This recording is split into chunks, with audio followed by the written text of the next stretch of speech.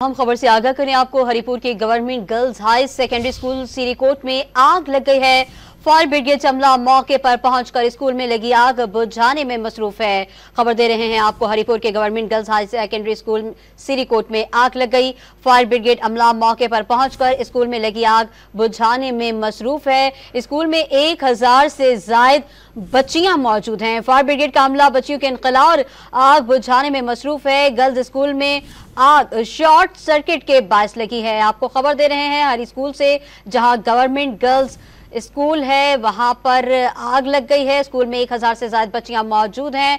Fire brigade का अमला मौके पर पहुंच गया है और स्कूल में लगी आग बुझाने में मसरूफ है। हरिपुर के government girls high secondary school Sirikot में आग लग गई है। फायर ब्रिगेड अमला मौके पर पहुंचकर स्कूल में लगी आग बुझाने में मसरूफ है। स्कूल में 1000 से ज्यादा बच्चियां मौजूद हैं।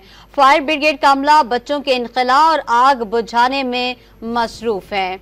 आपको खबर दे रहे हैं हरिपुर के government girls high secondary school से, जहां पर आग लग गई है। फायर ब्रिगेड अमला मौके पर पहुंचकर स्कूल में लगी आग बुझाने में मसरूफ है।